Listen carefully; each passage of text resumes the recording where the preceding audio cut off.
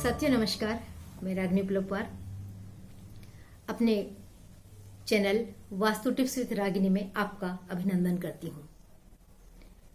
आज आपके लिए मैं लेके आई हूँ सूर्य को हम जल क्यों चढ़ाते हैं, ये जानकारी लेकर। क्यों चढ़ाते हैं सूर्य को जल? ये केवल आध्यात्मिक चीज नहीं है, वरन ये हमारे बायोलॉजिकल पॉइंट ऑफ व्यू से भी बहुत अच्छी चीज है। अनेक बार ऐसा हुआ कि हम सामान्यतः इन चीजों को मानते नहीं हैं, तो उस चीजों को धार्मिक कारणों से जोड़ दिया गया, ये आप सब जानते हैं।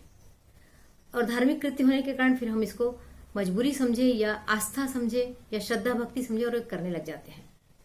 जैसा कि सभी जानते हैं, सूर्य ग्रह है और हम ग्रहों की पूजा करते हैं, तो भगवान हुए हमारे सूर्य।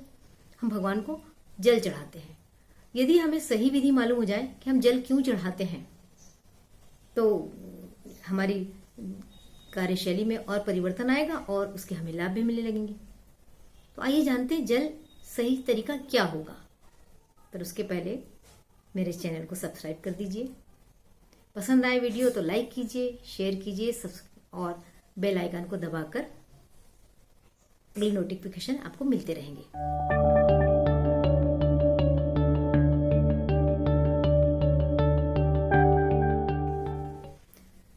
सूर्य को जल चढ़ाने का समय सवेरे का, प्रातः का, जब सूर्योदय होता है, और अधिक से अधिक 8 साढ़े 8 बजे तक का समय।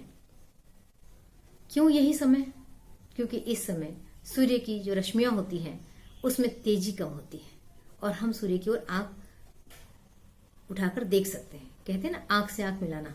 आंख से आंख मिलाने का मतलब क्या है? हम किसी से कनेक्ट हो रहे हैं, तो हमें सूर्य के साथ कनेक्ट होना है। क्यों होना है सूर्य के साथ कनेक्ट? क्योंकि सूर्य की एनर्जी, कोर है सूर्य, सारे जगत को चलाता है। एक दिन सूर्य नहीं निकले तो कैसा हाल होता है? तो उस कोर की एनर्जी हमें अपने अंदर लेनी है, और तब मिलेगी, वो आंखों के द्वारा मिलेगी जब हम उसे देखेंगे। बहुत से लोग सूर्य को देखकर त्राटक भी करते हैं। त्राटक मतलब लगातार किसी एक चीज को देखना बिना पलक झपके। तो जब हम सूर्य को बिना पलक झपके देखेंगे तो उसकी एनर्जी हमारे पास आएगी, और इस तरह से हमारा अभ्यास भी हो जाएगा। क्योंकि बिना पलक झपके देखना यानी हमने अपने इंद्रियों पे कंट्रोल करने जैसा भी है।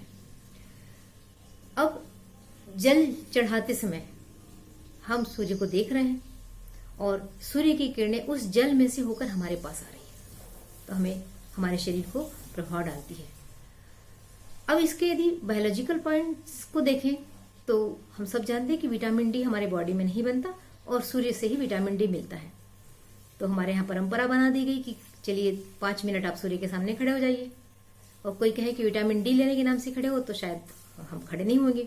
इसलिए जल चढ़ाने के बहाने ये परंपरा में हमें हमारे शामिल कर दिया गया। अब वो सूर्य जो हमें लाखों साल से इतनी एनर्जी दे रहा है, हमें प्रकाश दे रहा है। हमारे घर में यदि हम 2 घंटे बल्ब जलाते हैं तो हमें उसका बिल पेमेंट करना पड़ता है, लेकिन सूर्य तो लाखों बरसों सालों से हमें ऊर्जा दे रहा है, हमारा घर प्रकाशवान कर रहा है। हमने कभी अपनी कृतज्ञता उसे जाहिर नहीं की। तो एक अच्छा तरीका है कि हम जल चढ़ाकर भी उसके प्रति धन्यवाद ज्ञापित करें। इस तरीके से जब विटामिन डी मिलता है, विटामिन डी मिलने के साथ साथ ये हमारे मानसिक तनाव को भी कम करता है, हमारे लीवर के फिल्ट्रेशन सिस्टम को ठीक करता है, पीलिया रोग इससे होने से हम बचे रहते हैं।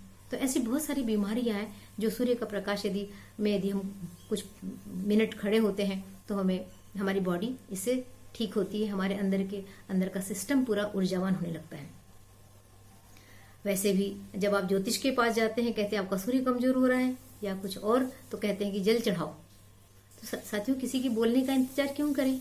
क्यों ना हम रोज सवेरे सूर्य को अर्घ देकर अपने भीतर की एनर्जी को और बढ़ाएं और सीधे सूर्य से कनेक्ट हो जाए। सूर्य यानी कि लीडर भी होता है, तो आप अपनी इस क्वालिटी को सूर्य को अर्घ देकर बढ़ा सकते हैं।